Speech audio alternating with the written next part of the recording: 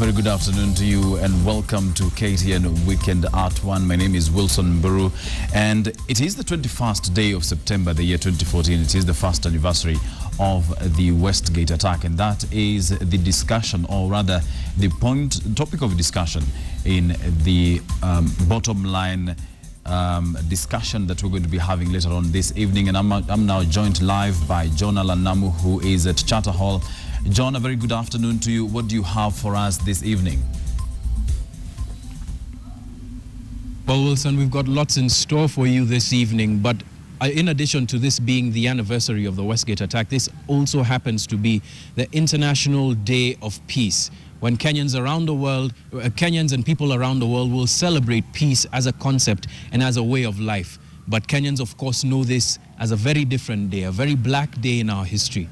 About 30 minutes ago, if this was the 21st of September 2013, a sunny day just like this, the people shopping at the Westgate Mall heard the first gunshots and grenade attacks outside Westgate.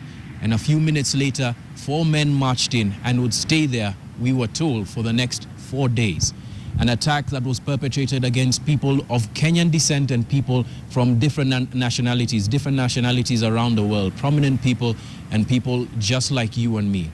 It's an attack that has had a severe impact, not just on the Kenyan psyche, but on the Kenyan economy and the Kenyan way of life. It really did change the way Kenyans perceived security and terrorism once again, especially after the biggest attack being before that, the August the 7th, 1998 attack. Now, we've been here at the City Hall discussing the topic of Westgate 1 year on, discussing its impact to the people, the families, the individuals who are able to come out of Westgate alive, telling that they told us their stories. And today we continue with that. So we've got survivors, people who are in the mall, people who have physical scars as well as emotional and mental scars. And they want to share their story with us as a way of catharsis, being able to talk about it so that they can also heal and help you at home, perhaps, who hasn't had the opportunity to have a chance at healing.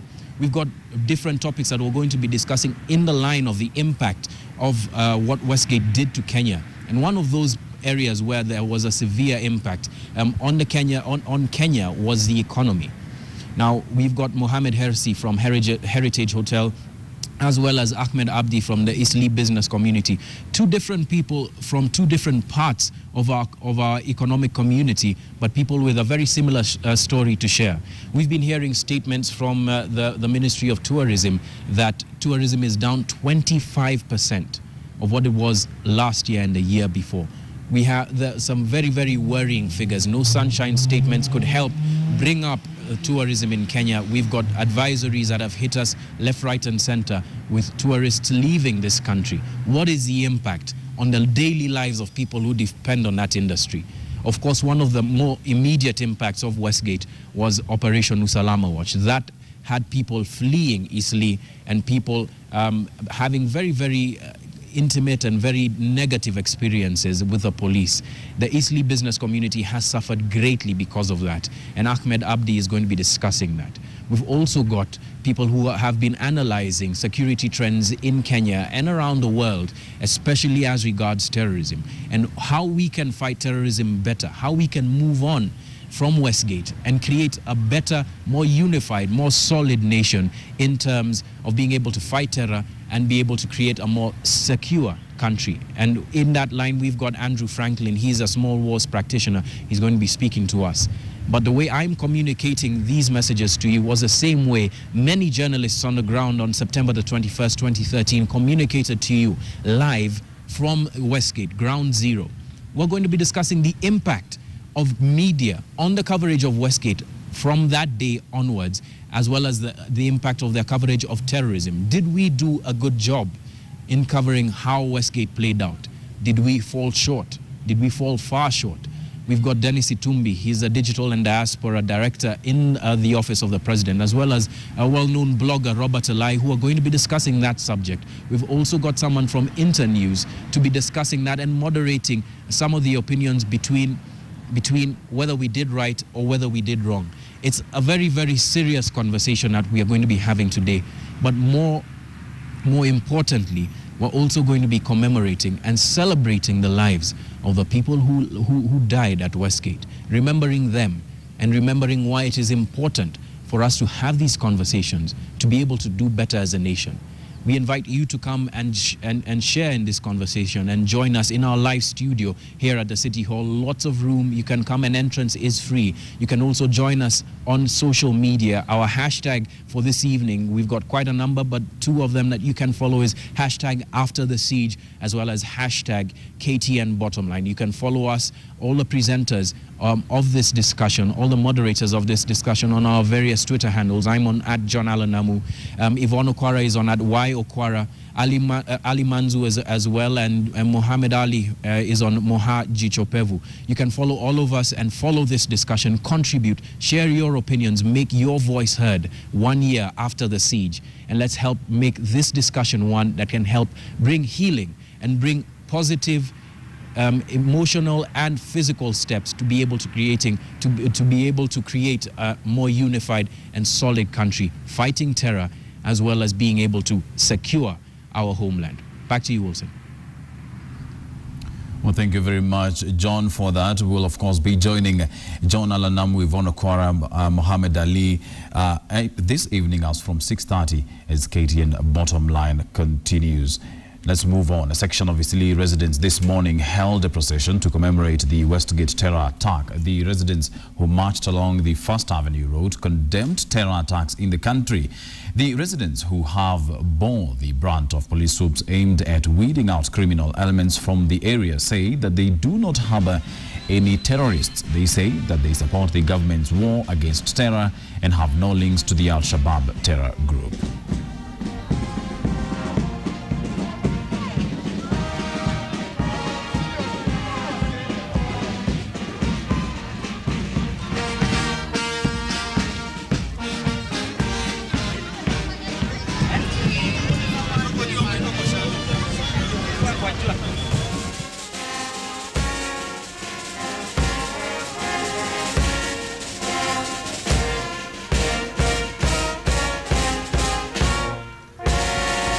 Without peace and engagements on activities that are geared to promote peace and cohesion and harmony, we cannot achieve anything. So based on that, our achievement, we have engaged the police in various forums to build relationship and trust among the communities and security agencies. Mtu yote anafikiri Eastleigh kuna shida. Eastleigh ni pali pana amani. Tunakaa makabila yote, tumeungana, tumeshikana mikono, hatuna shida yoyote. Na tunataka kuishi zaidi miaka na miaka inayokuja. Ile kitu mimi ningeliomba vijana wetu wasitumike kwa kutumia ukabila. Ikiwa wewe ni Msomali, ikiwa wewe ni Mjaluo, ikiwa wewe ni Mkikuyu, hii ndio generation inayokuja. Mkikuyu ataoa Mjaluo, Msomali ataoa Mkikuyu, Mkamba ataoa Mmeru. Hii ugonjwa mnaletewa ukabila, muilani, mkae kama mandugu na madada, ndio Kenya iende mbele. Eastleigh has peace and our community, we love peace. Islam also teaches peace. Tumejitoa kuonesha ya kwamba sisi ni watu wenye amani na sisi tunapenda amani.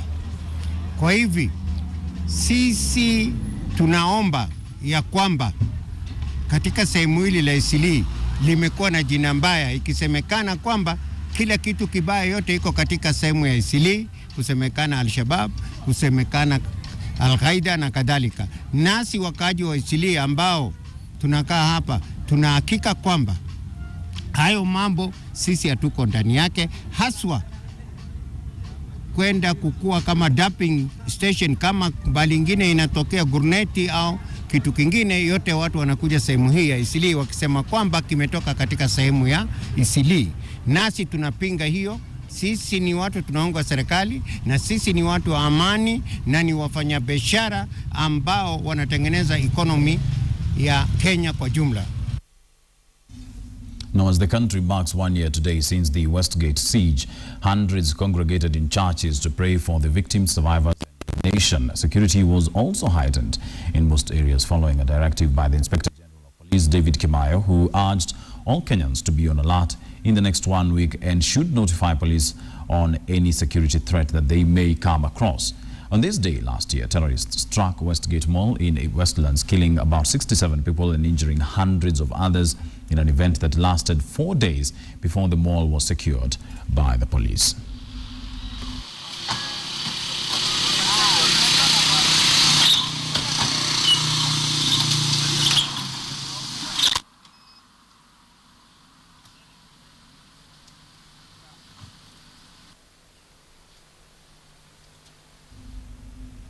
Now, the Kenya National Union of Teachers says its strike plan is not entirely off the table. NAT Secretary General Wilson Sossion says the union will call for a strike after the 30th of October if the government fails to meet the teachers' demands. NAT has 37 demands, among them a review of salaries, allowances and job grades for school heads. The union 2 weeks ago suspended a strike notice to pave way for negotiations with the government. Sossion was speaking in Kiambu, where he addressed teachers from Kiambu East. Kiambu West is a member of Kiambu County. The Teacher Service Commission, if government is going to take us round in useless meetings without a clear offer on basic salaries, allowances and other demands, without a concrete offer, I'm telling you, this let you know and let the teachers know, because I cannot cheat you that I'm negotiating possibly. There are no salary negotiations that are conducted over 3 years. I will promptly come out and issue a 7-day strike notice.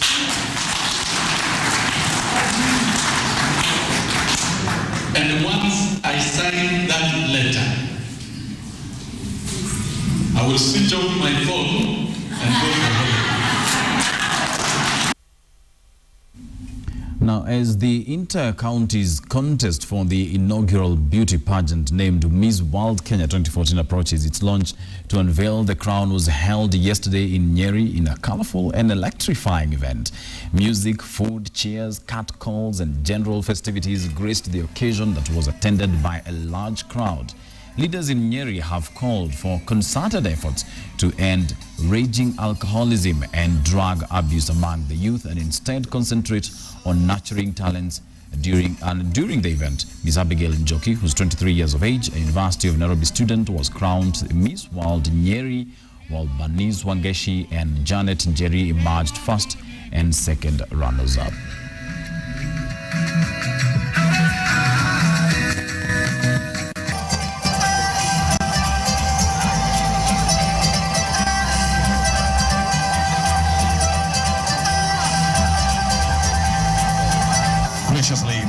With the diabetes issue, so we have to look at that. And after that, I'm going to progress on reproductive health. I will advocate for more screening, especially on the women. Cervical cancer is on the rise. It's been a very beautiful evening with beauty and brains and charm. We are very proud of the Nyeri County winner. We hope that she will do well in the nationals. And Kenya will be proud, and Nyeri is very proud of her.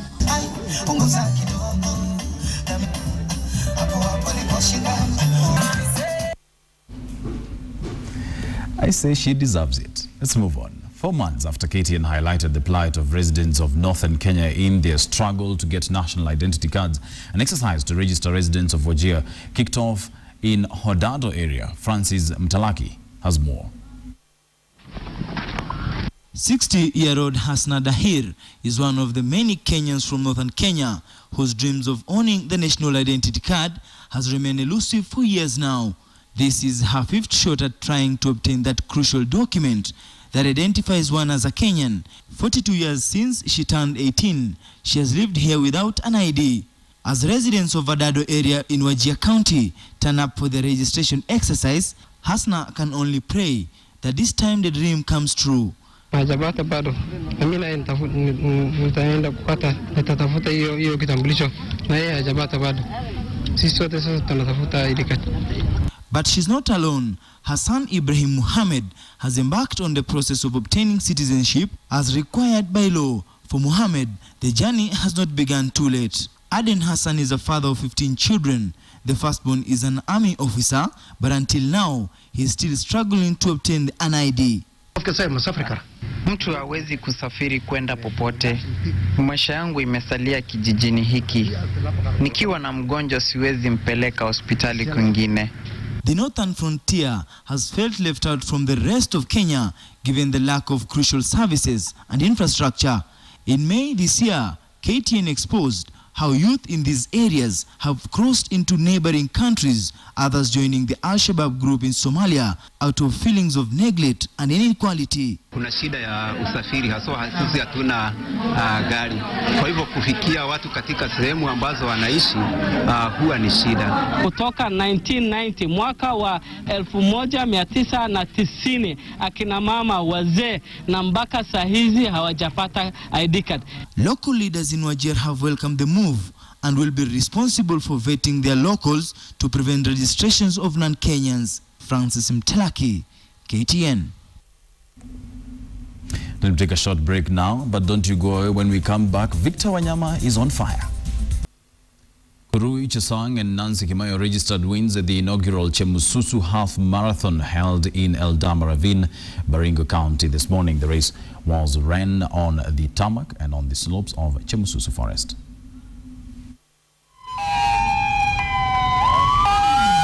Over 200 participants lined up for the inaugural edition of the Chemususu Half Marathon that was held this morning around the newly constructed dam. 24-year-old Kuru Ichesang from Koibatek beat stiff competition to win the 21-kilometer race in 1 hour, 4 minutes and 36 seconds to add on to his 2013 Gabon Marathon title ahead of Justice Kagongo and Hilary Kemboi. Pia ya leo tulikuwa na ubinzani mkali sana kwa maana tulikuwa na wanariadha kutoka KTN, wengine wanatoka Kapsabet, wengine wanatoka Eldoret. In the women's category, Nancy Kimayo was a cut above the rest of the field. The 30-year-old Iten-based athlete outpaced her opponents to cut the tape in an impressive time of 1 hour, 15 minutes and 48 seconds ahead of Chebiche and Pamela Jelimo, who are timed at 1 hour, 16 minutes and 45 seconds and 1 hour, 16 minutes and 55 seconds respectively. Kwa siku ya leo hakuja kuwa na ushindani mkubwa. Winners were awarded 100,000 Kenya shillings. The race was aimed at sensitizing residents on the importance of environmental conservation. Lane Washira, KTN. Let's look at the interbank games which ended in Nairobi today. Consolidated Bank retained the Football Cup after seeing off Standard Chartered Bank 2-0 in a match played at the Kenya School of Monetary Studies grounds. Equity Bank men's volleyball team clinched the title with a deserved victory over Cooperative Bank. Equity won 3-2 over their perennial rivals. All the final matches were played at the KSMS grounds. Equity Bank women's team also defeated Barclays Bank in 3 straight sets to be crowned the winners. In netball, Equity were at it again by winning after topping the charts with 24 points.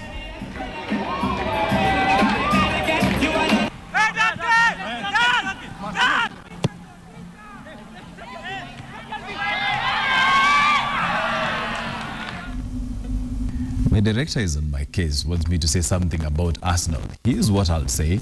Danny Welbeck scored. Boo-hoo. Enjoy the rest of your viewing.